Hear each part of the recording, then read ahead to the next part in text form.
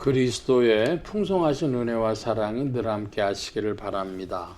오늘 이 아침에는 사무엘상 제10장 17절로 27절까지의 말씀, 생명의 삶 큐티 2월 10일자 말씀입니다. 본문을 부분 읽으며 살펴보려고 합니다. 17절입니다. 사무엘이 백성을 미스바로 불러 여호와 앞에 모으고 이스라엘 자손에게 이르되 이스라엘 하나님 여호와께서 이같이 말씀하시기를 내가 이스라엘을 애굽에서 인도하여 내고 너희를 애굽인의 손과 너희를 압제하는 모든 나라의 손에서 건져내었느니라 하셨거늘 너희는 너희를 모든 재난과 고통 중에서 친히 구원하여 내신 너희의 하나님을 오늘 버리고 이르기를 우리 위에 왕을 세우라 하는도다.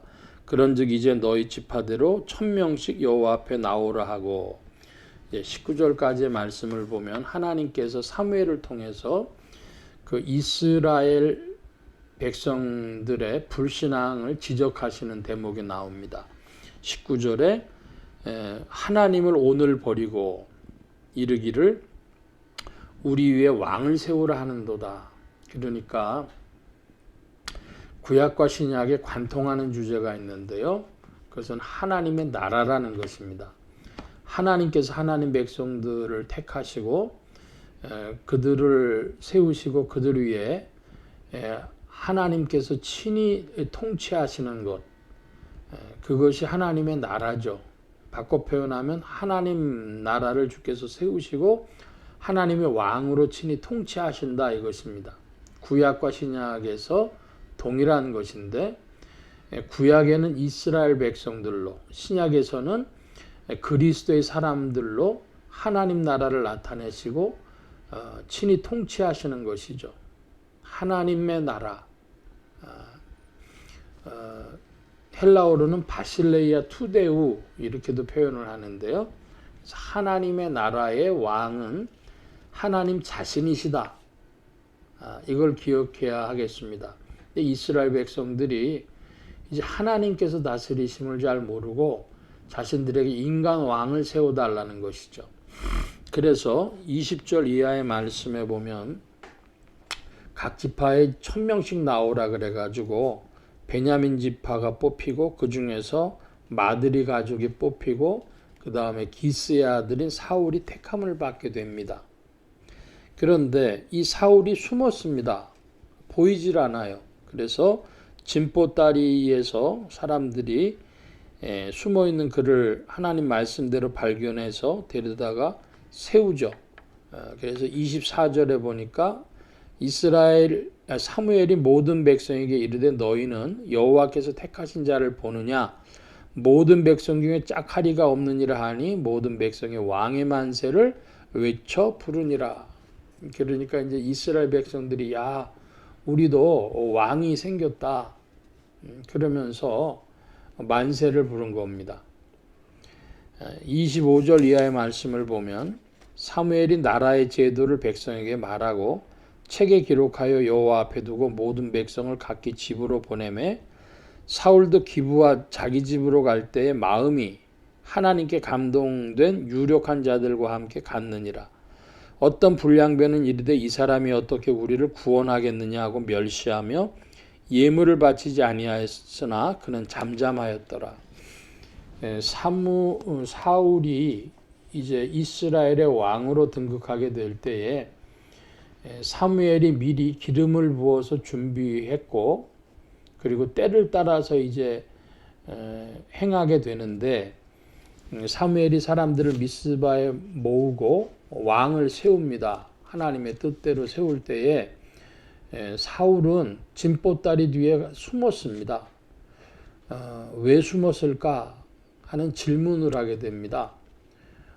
자기 있다가 내가 왕이야 하고 나서면 될 텐데 진보다리 숨었다는 것은 책임이 막중하다든지 혹은 내가 그런 제목이 되나 라든지 하는 여러 가지 뜻으로 겸손과 신중함으로 숨었다고 이렇게 긍정적으로 해석해 줄 수가 있습니다. 그리고 또 불량배들이 그 사울을 멸시했는데 그것에 대해서 내가 왕이니까 니들이 이제 당장 잡아 족치겠다 그러지 않고 잠잠하고 가만히 있었습니다. 신중했던 것이죠.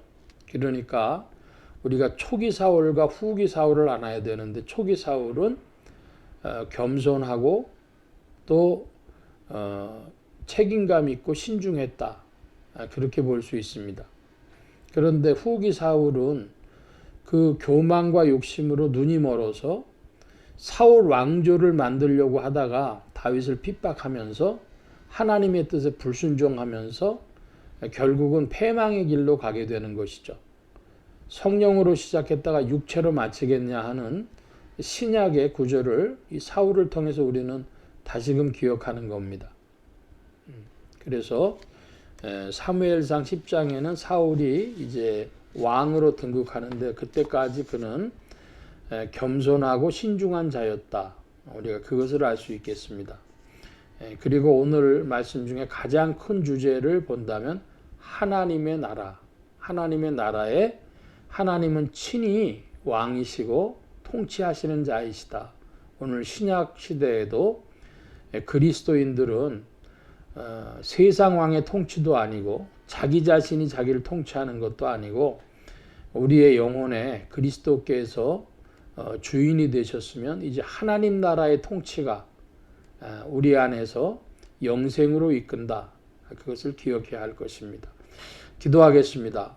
만복의 근원 되신 하나님 함께하여 주셔서 초기의 사울이 겸손과 신중함이 있었던 것을 봅니다.